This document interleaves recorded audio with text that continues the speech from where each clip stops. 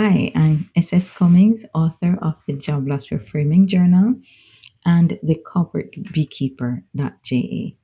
So, I lost my job in 2020, but my job loss reframing journey didn't start there. It actually started almost 2 decades ago when I first experienced how people felt during a job loss. In my very first observation of a job loss was when I just started working almost two decades ago, and we were told that persons were being made redundant. I didn't understand what that meant. It was a foreign word I've never worked before, and I've been in this place for a year, and I've never heard that word mentioned. So when I heard about a redundancy, it didn't mean anything to me. But as the time drew closer for that final date when the redundancy was to be made effective, I noticed persons started discussing the issue more often.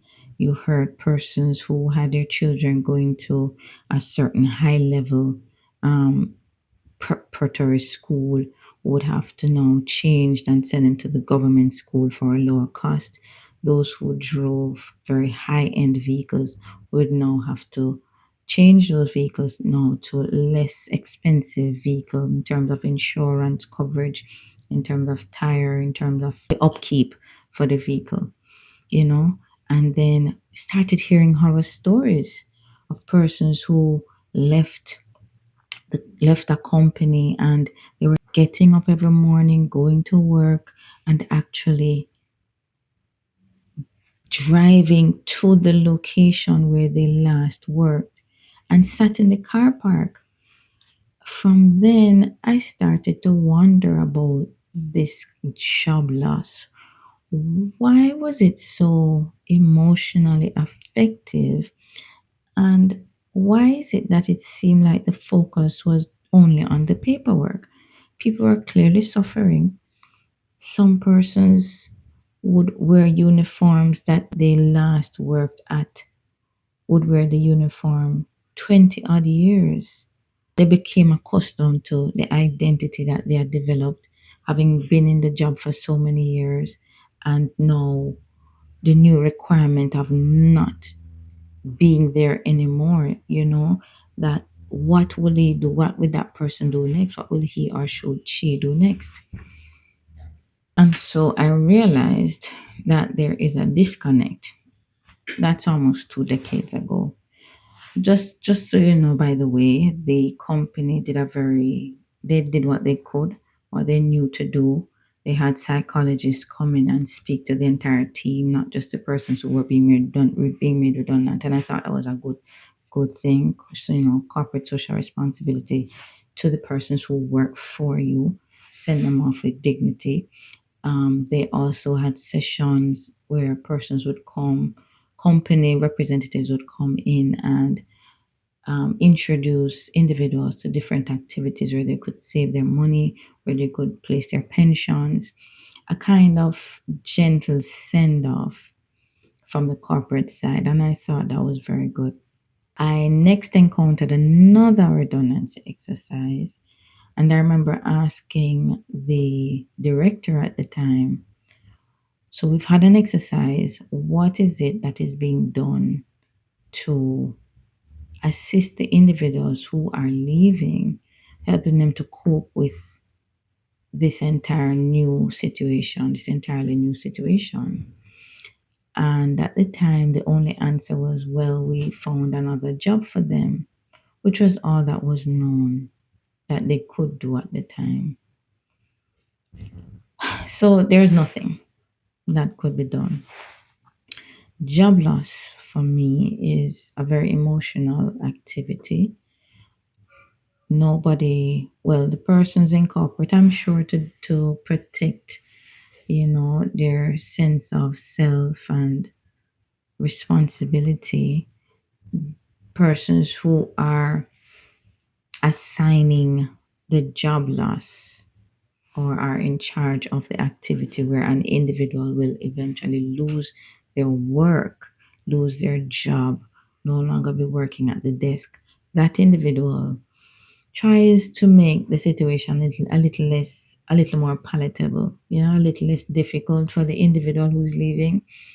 And they may say, well, it's not about you, nothing is wrong with you, you know, but the company is restructuring and these things have to be done, and they're changing their methods.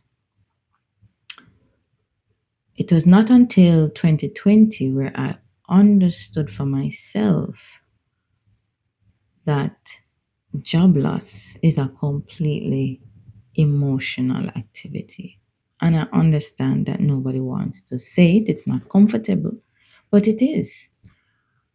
I left my job in 2020. I didn't know what I was going to do. I knew I was going to do something exciting, but I didn't know what. And I was looking forward to the newness, looking forward to making a difference, looking forward to going out in society and doing my best. And I know I had some skills that were transferable, and I'm going to do my best. Yay! That was in COVID.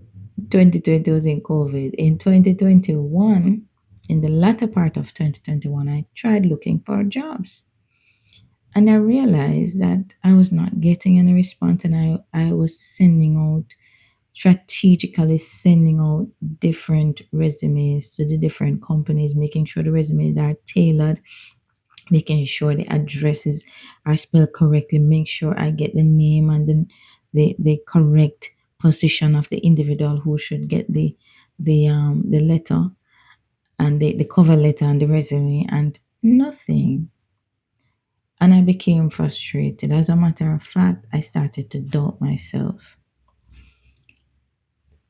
Going back a little bit, I had two job calls during the time. I had one immediately after I left um, the job, and I thought it was not aligned with my values, very much against my values, and so I did not take the job. The second one, I learned that because of one of my two references, the individual called me because if I associate with this referee, then hey, I must be a great person to work with. But I was actually overqualified. So, so not having any jobs in the none of the ones that I wanted, I wasn't qualified for them, or I didn't get any answers. I started to doubt myself. I started to doubt my ability to contribute to society effectively. I started to doubt my ability to play a significant part within my own household. I started to doubt myself. I doubted my skills. And then I started to wonder, how is this going to work out? I don't have anything else to do. I was working in this job for several years, over a decade.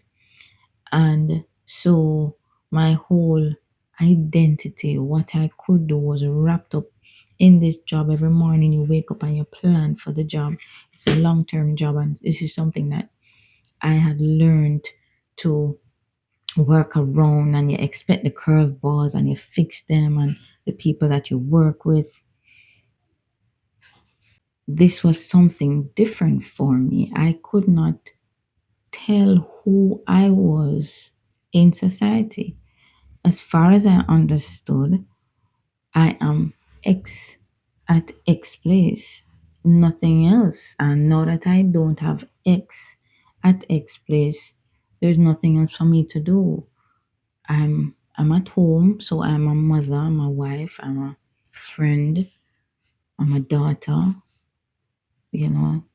But when it comes on to society, what else am I? I couldn't figure out what else. There was a gap. Like you're on a bridge and the bridge is just cut off. I couldn't identify myself. So in retrospect, your identity, your job is almost your identity. That's how we feel. That is how ingrained it is. The longer you stay, the longer you identify yourself as this individual. You have individuals who are able to work around that and entrepreneurial from day one. But I was not that individual. I worked within a certain framework and the job was overwhelming. So I could not go far out of that because it's by the time you get home, you're tired. Have a great evening and keep pollinating purpose. Take care.